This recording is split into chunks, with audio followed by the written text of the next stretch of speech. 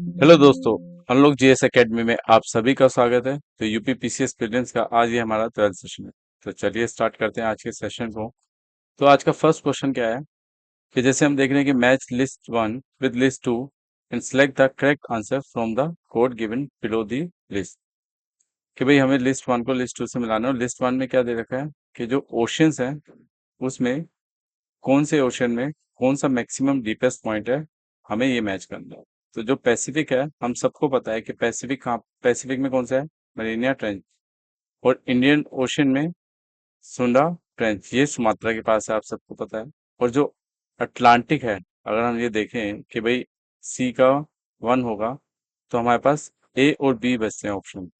ठीक, और हमें पता है कि जो अटलांटिक ओशन है वहां पर प्यूर्टो रिको ट्रेंच है। तो आपका डी का जो है टू हो जाएगा। तो हमारा आंसर क्या हो जाएगा, हमारा आंसर हो जाएगा बी।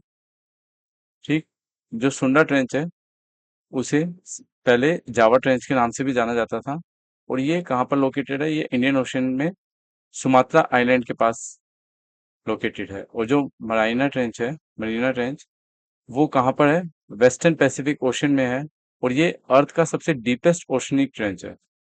और जो मुलॉइड डीप है वो कहाँ पर है, वो जो ग्रीनलैंड सी है, अगर हम देखें कि जो ग्रीनलैंड सी है आर्कटिक सी का, वहां पर जो स्वालबार्ड है नॉर्वे में, उसके 160 किलोमीटर वेस्ट में स्थित है। और ये डीपेस्ट पॉइंट है किसका, आर्कटिक ओशन का। और इसी तरह अगर हम देखें जो पियोट्रो रिको ट्रेंच है वो कहाँ पर है, वो अटलांटिक ओशन में है। कहाँ पर, पियोट्रो रिको और वर्जिन आइलैंड के पैरेलल में। और ये बाउंड्री बनाते हैं किसके बीच में, कैरिबियन सी और अटलांटिक ओशन के बीच में।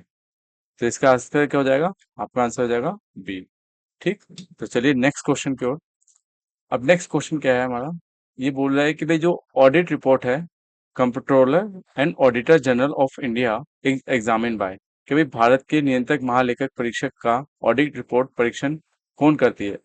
तो इसका आंसर क्या हो जाएगा, इसका आंसर हो जाएगा सी, पब्लिक अकाउंट्स कमेटी।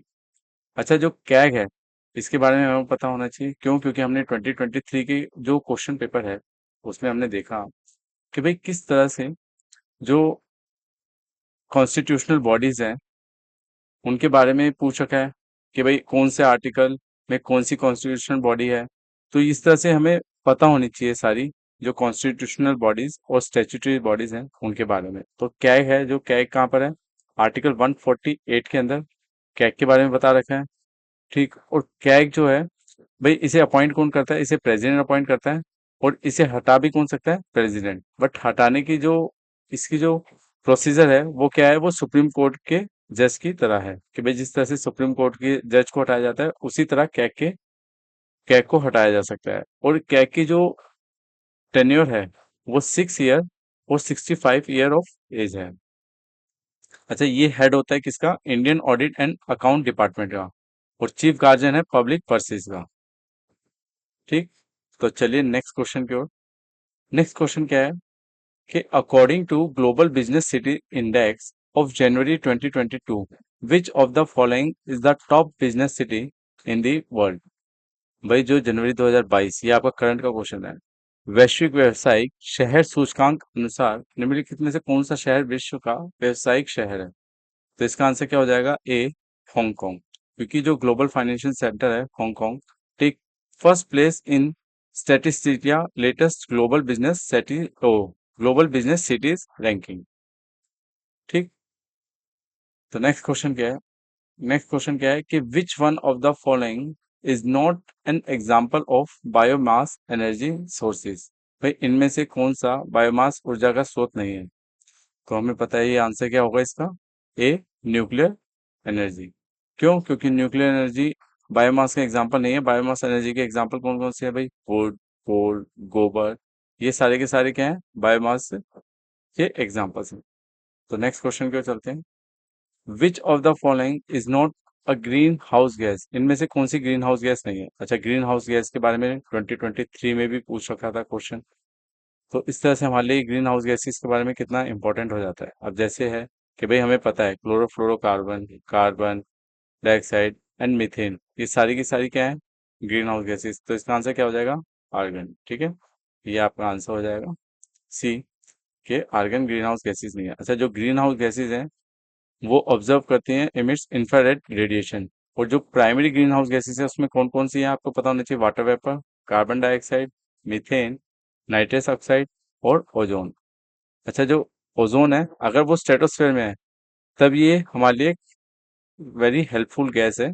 क्यों? क्योंकि ये अल्ट्रावायलेट रेसेस को ऑब्जर्व कर लेती है। और जो ग्रीन हाउस गैसेस में अगर ओजोन ट्रोपोस्फेयर में प्रेजेंट है तो ये हमारे लिए ग्रीन हाउस गैस बन जाती है। और जो ग्रीन हाउस गैसेज हैं carbon monoxide, fluorinated gas, chlorofluorocarbon, black carbon, brown carbon, ये भी एक ग्रीन हाउस गैसेज हैं। और जो ग्रीन हाउस गैस में वाटर वेपर है वो एक ऐसी गैस है जो बोथ गैसेज जो इनकमिंग अल्ट्रावायलेट रेसेस और आउटगोइंग इंफ्रारेड रेडिएशन दोनों को ही ऑब्जर्व करती है। तो चलिए नेक्स्ट क्वेश्चन की ओर। नेक्स्ट क्वेश्चन क्या है? Match list one with list two and select the correct answer from the code given below in the list. अब लिस्ट वन को लिस्ट टू से मिलाना है। इसमें क्या दे रखा है लिस्ट वन में कि भाई पर्सन और उनके द्वारा किए गए वर्क। अगर हमें सबको पता है कि भाई जो MS स्वामीनाथन है वो किसके लिए जाने जाते हैं, वो ग्रीन रेवोल्यूशन के लिए जाने जाते हैं। अगर हमें यही सबसे इजी क्वेश्चन है, जैसे इसका आंसर आ जाएगा क्या? डी। क्यों? क्योंकि अगर हमें पता है कि भाई M स्वामीनाथन किसके रिफॉर्म है, ग्रीन रेवोल्यूशन की, तो ए का 3 और यहाँ पर ऑप्शन में देखें तो सिर्फ डी में ही ए का 3 है। तो इसका मतलब क्या हो जाएगा कि भाई एल के जहाँ किसके लिए थे, इकोनॉमिक एडमिनिस्ट्रेटिव रिफॉर्म, और वर्गीश कुरियन जो थे वो किसके लिए थे, मिल्क प्रोडक्शन के लिए, और मोरारजी देसाई किसके लिए थे, सोशल कंट्रोल ऑन बैंक्स। तो ये आपका आंसर क्या है? टी। तो नेक्स्ट क्वेश्चन की ओर चलते हैं। नेक्स्ट क्वेश्चन क्या है कि जो who among the following have sign agreement to resolve Assam Meghalaya border dispute in March 2022। भाई असम और मेघालय के बीच में सीमा विवाद को हल करने के लिए समझौते पर निम्नलिखित में से किसने हस्ताक्षर किए? ये आपका करंट का क्वेश्चन है। तो इसका आंसर क्या हो जाएगा? D, chief minister of Assam and Meghalaya. Next question की ओर। नेक्स्ट क्वेश्चन क्या है कि which one of the following is targeted group under प्रधानमंत्री स्वनिधि स्कीम। अच्छा, स्कीम्स भी हमें अच्छे से पता होनी चाहिए। क्यों? क्योंकि स्कीम्स के ऊपर भी हमने देखा 2023 के अंदर क्वेश्चंस पूछ रखे हैं। अब प्रधानमंत्री जो स्वनिधि स्कीम है वो किसके लिए थी? स्ट्रीट वेंडर्स के लिए। तो आपका आंसर क्या हो जाएगा? डी। जो प्रधानमंत्री स्वनिधि स्कीम है वो किसके द्वारा इंप्लीमेंट की जा रही है? Ministry of housing and urban affairs के द्वारा।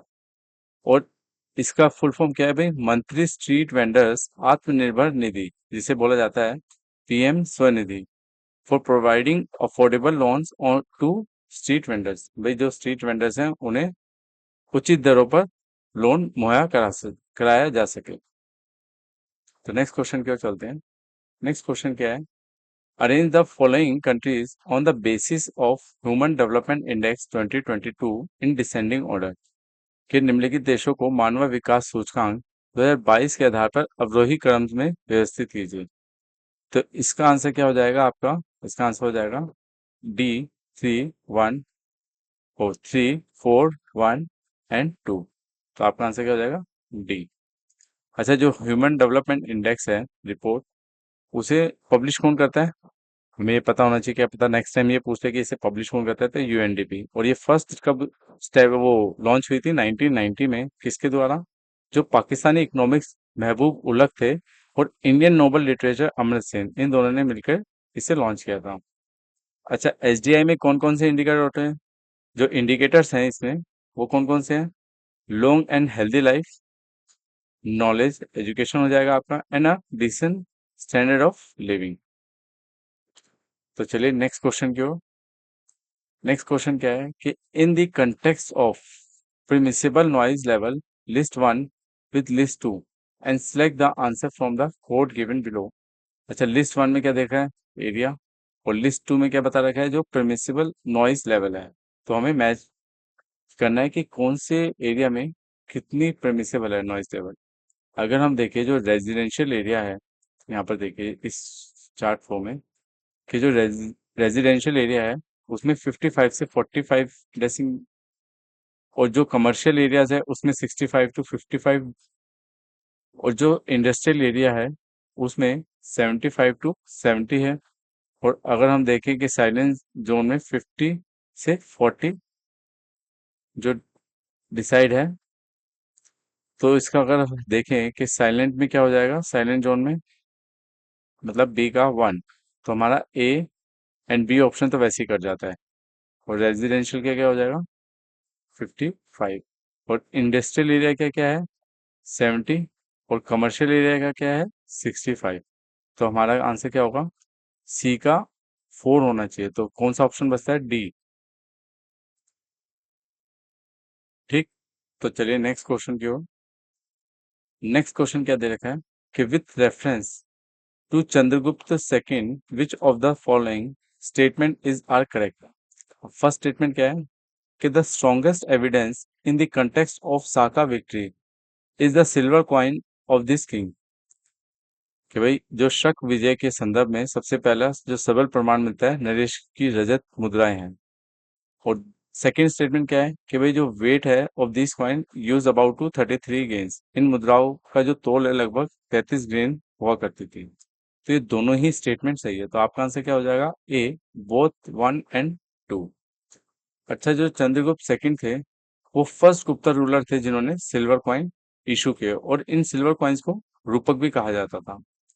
और जो ये सिल्वर कॉइन्स थे Chandragupta second are based on western Kshatrapa जो थे उन prototypes and mark his accession of Malwa and possibly part of Gujarat at the expense of the that dynasty. और जो वेट था इन कॉइन्स का नियर अबाउट 33 गेंस था। और चंद्रगुप्त सेकंड ने ही उज्जैन को सेकंड कैपिटल बनाई थी। और इन्होंने क्या क्या टाइटल लिए, इन्होंने टाइटल लिए जो चंद्रगुप्त सेकंड थे, Vikramaditya and Shakari, in memory of his victory. और जो इनके कोर्ट में 9 लोग थे जिनमें से कालिदास और अमर सिम्हा थे, उन्हें नवरत्न भी कहा जाता था, जो 9 स्कॉलर्स थे। और जो फा हेन थे चाइनीज पिलग्रिम, वो इन्हीं के समय भारत आए थे। ठीक है, तो हमें याद रखना है जो चाइनीज पिलग्रिम्स थे फा हेन, वो किसके टाइम पीरियड में आए थे, वो चंद्रगुप्त सेकंड के टाइम में आए थे। तो चलिए नेक्स्ट क्वेश्चन की ओर। नेक्स्ट क्वेश्चन क्या है कि T Malthus propounded one of the most famous theory called the Malthusian theory which is related to। अगर हमने देखा कि 2023 में थ्योरीज में मैच ऑफ द फॉलोइंग था और माल्थस थ्योरी भी उसमें एक ऑप्शन था, तो इसका आंसर क्या हो जाएगा, ए पॉपुलेशन। तो इसलिए हमें इंपॉर्टेंट हो जाती है जो पॉपुलेशन, एक तो पॉपुलेशन पे हमने देखा सेंसस से कि 2-3 क्वेश्चन हर साल रहते हैं, और पॉपुलेशन से ही रिलेटेड थ्योरीज भी हमें अच्छे से पता होनी चाहिए कि भाई किसने कौन सी थ्योरीज पब्लिश की है। अब जैसे ये थ्योरी है, ये थॉमस रॉबर्ट माल्थस ने दी थी, और इनका बिलीफ था जो पॉपुलेशन ग्रोथ है और food supply can be establish through preventive and positive check balances. तो नेक्स्ट क्वेश्चन क्यों चलते हैं। नेक्स्ट क्वेश्चन क्या है कि given below are two statement, one is label as assertion A and other as reason R. जो assertion A है उसमें क्या दे रखा है कि भाई जो आगरा और दार्जिलिंग है वो सेम लैटिट्यूड पे लोकेटेड है, बट दोनों में जो टेम्परेचर है जनवरी का, आगरा में होता है 16 डिग्री सेंटीग्रेड, और वहीं पर ही अगर हम देखें तो दार्जिलिंग में केवल 4 डिग्री सेंटीग्रेड टेम्परेचर है। तो इसका कारण क्या बता रखा है भाई, रीजन जो टेम्परेचर है decrease with height and due to thin air place in the mountain are cooler than places in the plain. तो जो रीजन दे रखा है वो असर्शन का बिल्कुल सही कारण है, तो इसका आंसर क्या हो जाएगा हमारा, both A and R true and R is the correct explanation of A. तो इसका आंसर क्या हो जाएगा, बी। क्योंकि भाई हमें सबको पता है जैसे जैसे हम ऊपर जाते हैं हाइट पे, तो हमारी जो एयर है वो कूलर होती चली जाती है, ठंडी। तो दार्जिलिंग क्या है, आगरा से जो हिली स्टेशन एरिया है, तो इसलिए वहां पर सेम लैटिट्यूड पे होने के कारण भी वहां पर टेम्परेचर कम पाया जाता है। तो नेक्स्ट क्वेश्चन पे चलते हैं। नेक्स्ट क्वेश्चन क्या है कि match list one with list two and select the correct answer from the code given below. कि भाई हमें लिस्ट वन में क्या दे रखा है, प्लांट डिसीजेज, और लिस्ट टू में कि भाई कौन कौन से फैक्टर हैं। अगर हम देखें जो red fruit disease of sugarcane है, तो इसका आंसर क्या होगा, 4 हो जाएगा। ठीक है, 4 से मैच करती है, क्यों, जो रेड फ्रूट डिजीज है फंगस से होती है शुगर्स में, शुगर केन में। और अगर हम देखें कि भाई जो ए है सिट्रस क्रैकर्स, वो किससे होता है, बैक्टीरिया से। और इसी तरह से अगर देखें कि जो कृष्णकांत डिसीज ऑफ पोटैटो है वो किससे होती है? डेफिशिएंसी ऑफ ऑक्सीजन से। And Sahu disease of wheat वो किससे होती है? इंसेक्ट से। तो इसका आंसर क्या हो जाएगा आपका? डी। ए का 3, बी का 4, सी का 2 एंड डी का 1। तो चलिए नेक्स्ट क्वेश्चन की ओर। नेक्स्ट क्वेश्चन क्या है कि with reference to Commonwealth Games schedule in 2022 and 26 which of the following statement is are correct? भाई ये भी आपका करंट का क्वेश्चन है। जो कॉमनवेल्थ गेम्स है वो बर्मिंघम में होने जुलाई से अगस्त के बीच में 2022 में, ये बिल्कुल सही स्टेटमेंट है, वहीं हुए थे। और जो Commonwealth game will be held in Victoria Australia in 2026, तो ये स्टेटमेंट भी बिल्कुल ठीक है। तो आपका आंसर क्या होगा? A. Both 1 and 2 statement are correct. Next question की ओर। नेक्स्ट क्वेश्चन क्या है कि जो एटमॉस्फेयर है of Saturn contain which one of the following gas in large quantity? भाई कौन सी गैस शनि ग्रह पर सबसे अधिक मात्रा में पाई जाती है, ये हमें बताएंगे। तो इसका आंसर क्या हो जाएगा आपका? इसका आंसर हो जाएगा डी, मीथेन। क्यों? जो सैटर्न है अप्रोक्सीमेटली 75% हाइड्रोजन एंड 25% हीलियम के ट्रेसिस से बना है, और यहाँ पर जो गैसेस पाई जाती है वो मीथेन एंड वाटर आइस पाई जाती है। ठीक है, नेक्स्ट क्वेश्चन की ओर चलते हैं। नेक्स्ट क्वेश्चन क्या है कि main purpose of Ganga action plan project launch in 1985 was. तो जो गंगा एक्शन प्लान था वो किसके लिए लेके आए थे? कि भाई जो वाटर पोल्यूशन था गंगा में वो हमें क्लियर करना था। तो इसका आंसर क्या हो जाएगा? सी, कि भाई जो वाटर पोल्यूशन है वो खत्म करना है गंगा के अंदर। तो गंगा एक्शन प्लान कब आया था? 1985 में। और ऑब्जेक्टिव क्या था? Pollution absent from the river Ganga. तो नेक्स्ट क्वेश्चन की ओर चलते हैं। नेक्स्ट क्वेश्चन क्या है कि given below are two statement, one is label as assertion A and other as reason R. जो असर्शन ए है वो उसमें क्या दे रखा है कि भाई 73rd अमेंडमेंट, जो कॉन्स्टिट्यूशन अमेंडमेंट हुआ था, वो एक वाटरशेड था हिस्ट्री में। किसके लिए? लोकल सेल्फ गवर्नमेंट के लिए। कि भाई लोकल सेल्फ गवर्नमेंट के लिए 73rd अमेंडमेंट जो थी वो एक मील का पत्थर साबित हुआ। रीजन क्या कह रहा है? क्योंकि जो 73rd कॉन्स्टिट्यूशन अमेंडमेंट है confirm the much coveted constitutional status of on panchayat. भाई पंचायत को 73rd अमेंडमेंट से एक कॉन्स्टिट्यूशनल स्टेटस दिया गया। तो ये दोनों ही स्टेटमेंट सही है। अच्छा, हमने देखा पंचायत में 2023 में क्वेश्चंस पूछ सके थे 3, और इस बार भी 2022 में अभी एक क्वेश्चन हमें देखने को मिल गया है। तो इसलिए पंचायती राज जो टॉपिक है वो हमारे लिए काफी इंपॉर्टेंट हो जाता है। और ये 73rd अमेंडमेंट कब हुआ था? 1992 में। और 74 किस लिए था? म्यूनिसिपैलिटीज के लिए, ये भी 1992 में हुआ था। और इनसे 11 शेड्यूल ऐड की गई थी, हमें ये भी याद रखना है। और 74 से 12 शेड्यूल ऐड की गई थी, ठीक है, कॉन्स्टिट्यूशन में। तो इसका आंसर क्या होगा? Both A and R true and R is correct explanation of A. ठीक है, तो नेक्स्ट क्वेश्चन की ओर चलते हैं। नेक्स्ट क्वेश्चन क्या है? Which state of India has launched of 21st digital water bank aquarium for clean water and water security in April 2022। तो ये भी आपका एक करंट का क्वेश्चन है।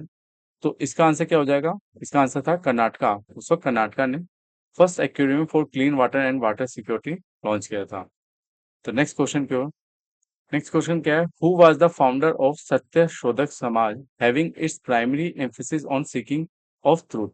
भाई सत्य शोधक समाज के संस्थापक कौन थे जिनका प्राथमिक जोर सत्य की खोज पर था? तो ये सब हमको पता है कि भाई सत्य शोधक समाज जो ज्योतिबा फुले ने, इसके फाउंडर कौन थे? ज्योतिबा फुले। तो आज का सेशन यही समाप्त करते हैं। आप हमें टेलीग्राम चैनल, इंस्टाग्राम चैनल और फेसबुक चैनल पर भी ज्वाइन कर सकते हैं, और वीडियो को लाइक एंड शेयर करें। Thank you.